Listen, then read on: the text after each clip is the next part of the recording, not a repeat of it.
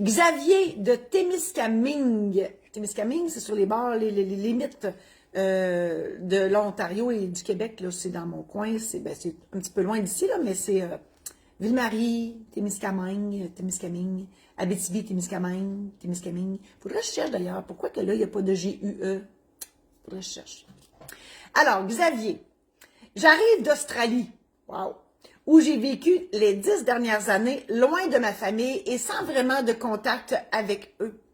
Un de mes frères, le seul avec qui je correspondais régulièrement, m'a appris au fil d'une conversation le décès du plus vieux de mes frères et qu'il a laissé 50 000 $ à chacun de mes autres frères et sœurs. Je n'ai rien su de cet événement survenu il y a 3 ans et évidemment, j'ai rien reçu. Est-ce que j'ai un recours pour récupérer ma part? Est-ce que je peux réclamer à mes 3 frères et sœurs une nouvelle répartition qui ferait que j'obtiendrais une part égale? Comment ça se fait que le notaire de l'époque ne m'a pas contacté? Là, mon cher Xavier, je suis fort désolée de tout ça. Ma première réflexion, c'est si votre frère avait fait un testament, il avait le droit de ne pas vous mettre dessus. Donc, ça se peut, s'il avait fait un testament, que vous ne soyez pas là. Puis, vous ne pouvez rien faire contre ça. Par contre, si il n'y avait pas de testament et que les 2 parents sont décédés et que votre frère n'avait pas d'enfant, ben c'est vous et vos frères et sœurs qui êtes là. Normalement, vous auriez dû avoir votre part. Pourquoi que le notaire n'a pas communiqué avec vous? Ça, c'est une autre histoire. Est-ce qu'ils n'ont pas été capables de vous rejoindre ou ils ont été de mauvaise foi pure et simple? Ça, c'est l'histoire ne le dit pas. Donc, si votre frère n'avait pas de testament, que vos parents sont décédés, que votre frère décédé n'avait pas d'enfant, ben vous avez droit à votre part.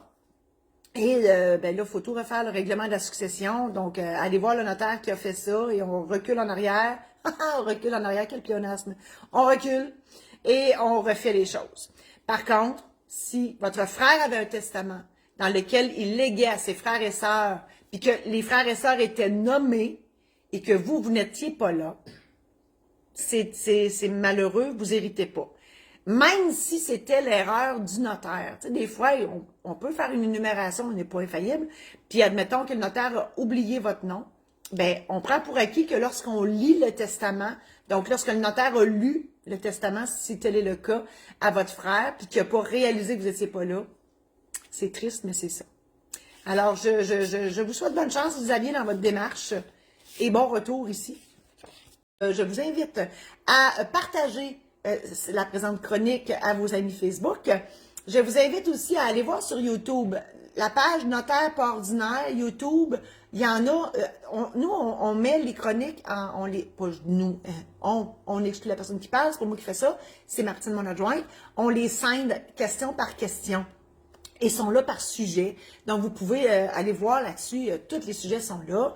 Je l'ai dit tantôt, je réitère, si vous voulez que je célèbre votre mariage, il me fera plaisir de le faire. Réservez votre date. Il y a juste 52 samedis dans l'année. J'en fais à l'année aussi. Si vous faites ça un vendredi, vous avez plus de chances d'avoir une date. Je dis ça de même. Je peux célébrer votre divorce aussi. Je peux célébrer votre union de fait. C'est nouveau, c'est dans l'air. On peut faire une célébration d'amitié aussi, un gros party. Je peux être là, je fais le clown en avant, puis je fais une petite cérémonie pour officialiser la relation. C'est le fun. Tu sais, hein, c'est ça. Ensuite, je vous invite à visiter, oui, mon site internet, marie-josée-saint-laurent.com. Il est en rénovation, là, on s'en vient avec plein d'affaires, mais là-dessus, j'ai des programmes en ligne. J'en ai mentionné l'existence tantôt, donc un programme en ligne sur les testaments, les mandats d'inaptitude, l'aide médicale à mourir, les mariages, succession et l'achat de la première maison. Il y a le programme en ligne, donc c'est moi qui vous parle dans des séries de vidéos. Il y a un aide-mémoire qui accompagne tout ça, donc vous pouvez l'imprimer et écrire, prendre des notes et tout ça. Ça vous aide à préparer vos documents avant d'aller voir le notaire.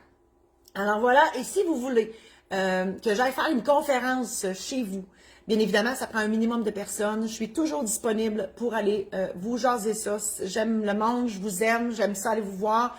Donc, communiquez avec moi pour que j'aille vous faire une conférence chez vous.